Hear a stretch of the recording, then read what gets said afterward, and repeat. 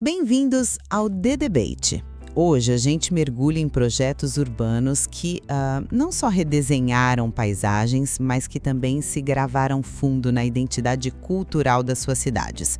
Vamos analisar, com base no material que temos aqui, dois casos bem emblemáticos: o Piscinão de Ramos, lá no Rio de Janeiro, e a Torre Eiffel, em Paris. São, de fato, dois exemplos muito ricos para a gente pensar o impacto, e o legado dessas intervenções urbanas de grande porte, cada um com uma trajetória bem particular. E a questão que vai guiar a nossa análise hoje é, assim, bem direta. Será que intervenções urbanas ambiciosas, como o Piscinão e a Torre Eiffel, mesmo com aquelas origens às vezes complicadas e os desafios que a gente sabe que persistem, será que elas podem ser consideradas modelos de sucesso duradouro, criando identidade cultural e espaços populares que são essenciais? Ou, por outro lado, as dificuldades inerentes, tipo os custos de manutenção, os problemas estruturais, será que isso limita o impacto real e coloca em dúvida a validade delas a longo prazo? Uma questão fundamental, sem dúvida. Especialmente quando a gente considera os altos investimentos, e as expectativas que sempre cercam esses megaprojetos urbanos. Bom, da minha perspectiva, eu vou defender que ambos, apesar de tudo, representam vitórias significativas da transformação urbana. Eles conseguiram criar símbolos culturais extremamente resilientes e espaços públicos que são vitais, superando obstáculos que, pareciam intransponíveis. Já a minha abordagem vai ser um pouco diferente. Eu vou argumentar que essa noção de sucesso absoluto, ela precisa ser relativizada.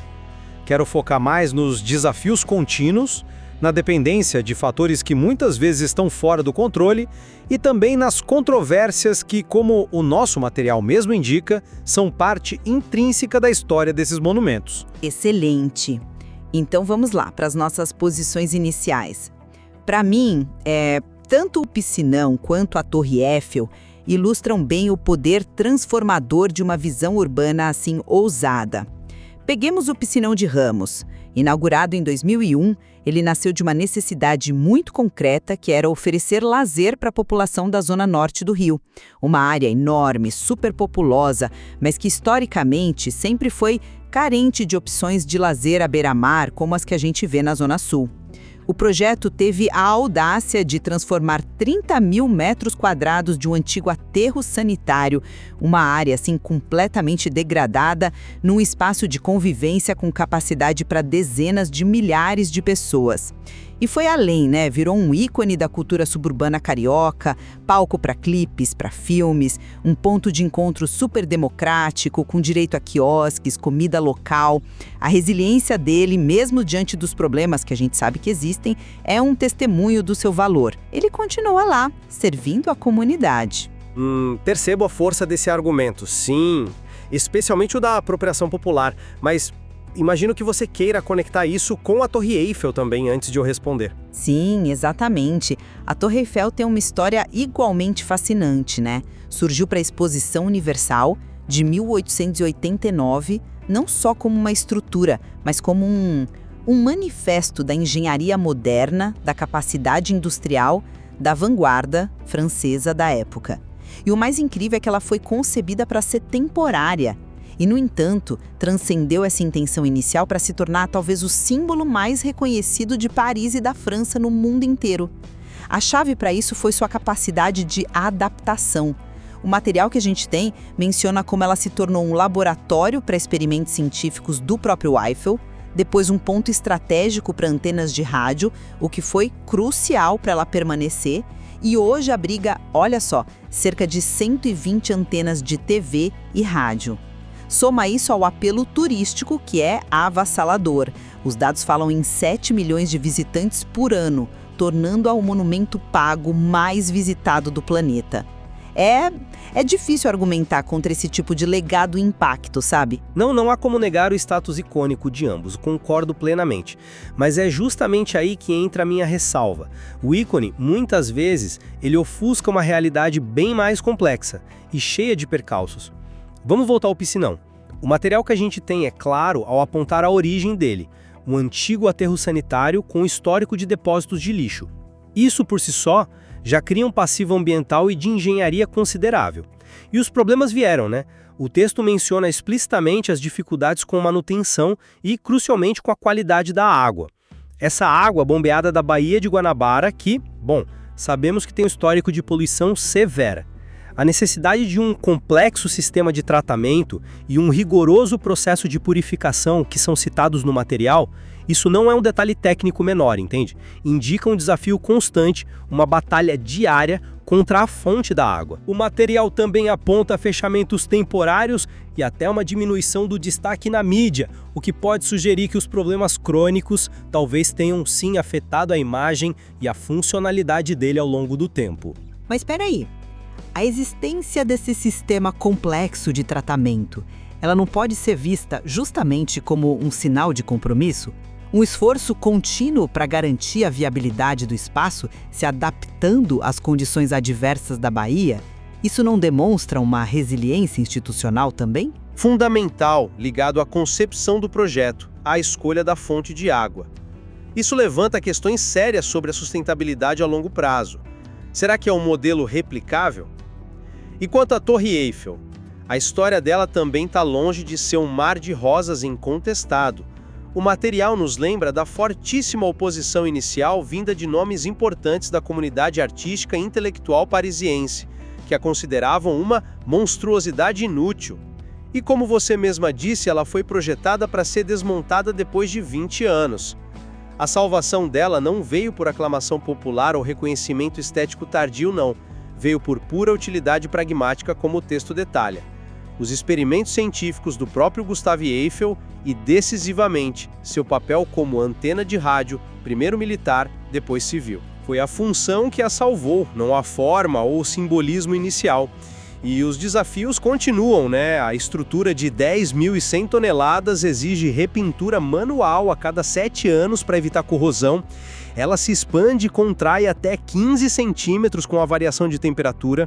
E o custo original, que o material estima em 35 milhões de euros atuais, foi altíssimo para a época. Não é uma trajetória simples de sucesso garantido assim. Entendo a sua linha de raciocínio que foca nas dificuldades. Mas vamos aprofundar um pouco? Peguemos esse ponto da intenção original versus o legado real.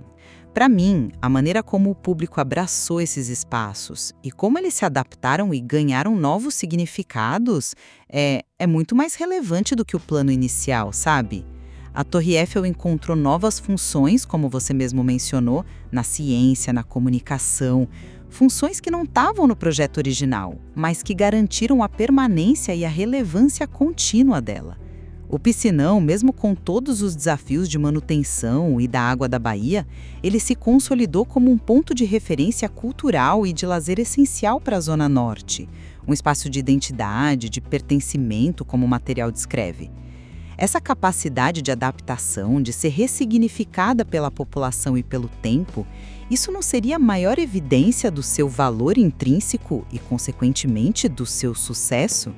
O legado vivo superou o projeto no papel. E eu vejo essa questão por um ângulo um pouco diferente. Argumento que essa sobrevivência, em especial a da torre, teve muito de contingência, sabe? Quase um acaso histórico, e não necessariamente uma prova de um modelo de intervenção inerentemente bem-sucedido. A Torre Eiffel precisou desesperadamente encontrar uma utilidade prática para não ser desmontada contra a vontade expressa de uma parte influente da sociedade da época. A salvação dela foi mais utilitária do que cultural ou estética no primeiro momento. Já o piscinão, como eu venho dizendo, vive uma luta constante contra problemas que derivam diretamente da sua concepção: a localização sobre um aterro e a dependência da água da Baía de Guanabara.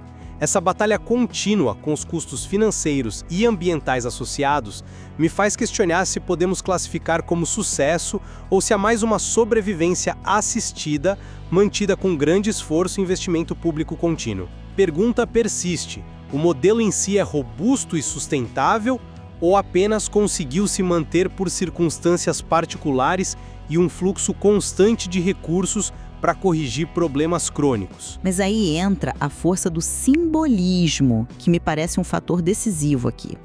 o poder simbólico que ambos adquiriram não define em grande medida o sucesso deles. A Torre Eiffel é, instantaneamente reconhecida no mundo todo. Ela não representa só Paris ou a França, mas ideias como modernidade, romance, engenharia, o material até alude ao uso dela em filmes, na cultura popular, é um ícone global. E o Piscinão? Talvez numa escala menor, claro, mas com uma força local imensa, tornou-se um emblema da cultura da Zona Norte carioca, da alegria popular, da resiliência, um espaço democrático fundamental para milhares de pessoas, cenário de manifestações culturais autênticas, como os clipes de funk que o próprio material menciona. Esse valor cultural, essa capacidade de gerar identidade, pertencimento, isso não é um retorno imenso que justifica os esforços e os custos de manutenção? Nesses casos, o símbolo transcende os problemas práticos. Esse é um ponto forte seu. A força do símbolo é inegável. Mas a minha questão é, até que ponto esse simbolismo pode ou deve servir para encobrir desafios práticos que comprometem a própria função que o símbolo deveria representar? Os problemas persistentes com a qualidade da água no piscinão, como o material descreve, afetam diretamente a principal razão de existir do local, oferecer um banho seguro e prazeroso. Se a experiência central é prejudicada, isso não acaba por minar a própria força do símbolo ao longo prazo? E no caso da Torre Eiffel, a manutenção é uma operação gigantesca, incessante. O texto fala da pintura manual, periódica, para proteger as 7.300 toneladas de estrutura metálica da ferrugem, a gestão complexa da dilatação térmica, os 1.665 degraus para quem enfrenta a subida a pé. Tudo isso representa um custo logístico e financeiro permanente e considerável. Além disso, não podemos ignorar o passivo ambiental ligado à operação do piscinão, essa dependência da água da baía. O simbolismo é poderoso, sim, concordo. Mas ele não pode ser um cheque em branco para ignorar problemas estruturais, custos que podem se tornar insustentáveis ou impactos ambientais que precisam ser gerenciados continuamente. Há um risco de o símbolo se tornar uma casca vazia se a funcionalidade for comprometida. Entendo a preocupação com a funcionalidade e a sustentabilidade. Contudo, eu penso que os critérios para a gente avaliar o sucesso de intervenções urbanas dessa magnitude precisam ser mais abrangentes, talvez. O sucesso não se mede só pela ausência de problemas ou pelo baixo custo de manutenção. Mede-se, e muito, pelo impacto no uso público. Os 7 milhões de visitantes anuais da Torre Eiffel não são um número trivial. A capacidade do piscinão de atrair até 30 mil pessoas num dia demonstra uma demanda social real ali. Mede-se também pela integração cultural. Ambos se tornaram referências inescapáveis, profundamente ligadas à identidade dos seus locais, Paris e a zona norte do Rio. E, finalmente, mede-se pela resiliência ao longo do tempo. O fato de a torre ter superado aquela enorme controvérsia inicial e de o piscinão continuar funcionando apesar de todos os desafios técnicos e da qualidade da água, demonstra uma capacidade notável de resistir e se afirmar. Eles se estabeleceram, viraram parte da paisagem física e afetiva das pessoas, e isso, para mim, configura uma forma importante de sucesso. É um argumento ponderável esse da resiliência e da apropriação, mas eu insisto que o sucesso também deveria incorporar de forma mais central métricas de sustentabilidade ambiental e financeira e a capacidade de resolver, de fato, os problemas que a intervenção se propôs a atacar ou que ela mesma gerou. A controvérsia inicial da torre foi superada pela utilidade, é verdade, mas a questão estética e o debate sobre a integração urbana dela perduraram por décadas. E os desafios do piscinão, a localização no aterro, a dependência da água da baía foram realmente superados? Ou estão sendo apenas gerenciados a um custo contínuo que pode ser pesado para os cofres públicos e para o meio ambiente? O material menciona o custo inicial expressivo da torre, equivalente a cerca de 191 milhões hoje, e a necessidade permanente daquele complexo tratamento de água no piscinão. Isso nos obriga a questionar a eficiência na alocação de recursos, né? Será que esses modelos são verdadeiramente sustentáveis e eficientes a longo prazo? Ou dependem de um esforço constante que talvez pudesse ser aplicado de outras formas? Visitantes e simbolismo são importantes, mas não podem ser as únicas réguas para medir o sucesso de um projeto urbano que envolve tanto recurso e impacta tanta gente.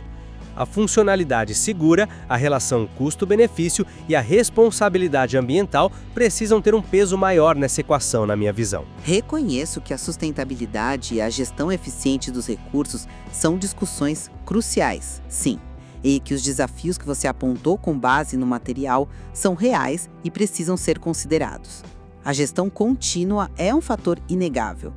No entanto, colocando tudo na balança, eu ainda vejo um saldo predominantemente positivo. Reafirmo minha posição.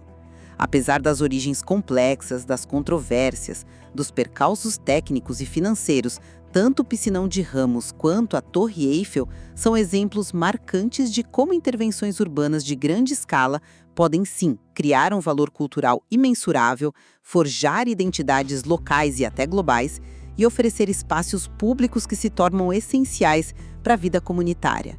A capacidade deles de resistir ao tempo, de superar crises e de se tornarem símbolos tão potentes é em si uma demonstração de impacto e, nesse sentido amplo, de sucesso. E eu mantenho minha perspectiva, enfatizando a necessidade de um olhar mais crítico. Embora sejam marcos culturais inegavelmente relevantes, as trajetórias deles são profundamente complexas.